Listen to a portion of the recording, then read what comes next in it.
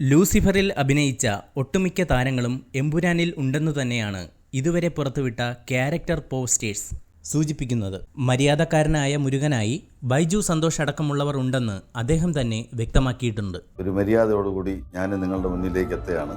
എന്നാൽ മുരുകന്റെ വെടിയേറ്റു വീണ അലോഷി ജോസഫ് എന്ന വേഷം ചെയ്ത കലാഭവൻ ഷാജോൺ ഉണ്ടാകുമോ എന്നതാണ് സസ്പെൻസ്. ലൂസിഫറിൽ വെടിയേറ്റു മരിച്ചതുകൊണ്ട് എമ്പുരാനിലെ ചാൻസ് പോയി എന്ന് പണ്ടൊരു അഭിമുഖത്തിൽ കലാഭവൻ ഷാജോൺ പറഞ്ഞിരുന്നു.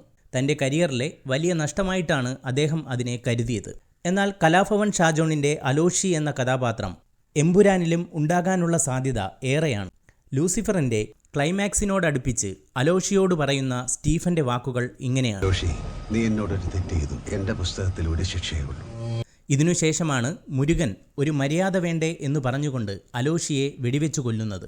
പക്ഷേ ഈ വെടിയേറ്റു വീണ അലോഷിക്ക് ജീവൻ വെച്ചില്ലെങ്കിലും എമ്പുരാനിലും ഷാജോണിന്റെ അലോഷിക്ക് റോൾ ഉണ്ടാകുമെന്ന് തന്നെയാണ് സൂചന.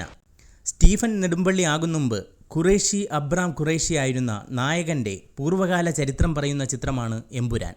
അതുകൊണ്ടുതന്നെ ലൂസിഫറിൽ സ്റ്റീഫന്റെ സന്തത സഹചാരികളായി മാറിയവരുടെ പൂർവ്വകാലവും പറയേണ്ടി വരും. മാത്രമല്ല, മുൻകാലവും ഇപ്പോഴത്തെ കാലവും മിക്സ് ചെയ്താണ് എമ്പുരാന്റെ കഥ വികസിക്കുന്നത്.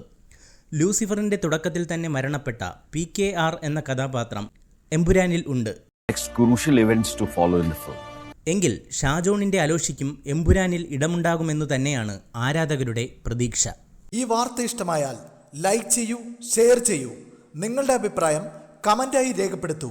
സബ്സ്ക്രൈബ് ചെയ്യൂ സൈബർ വിലാസം മീഡിയ നെറ്റ്വർക്ക്.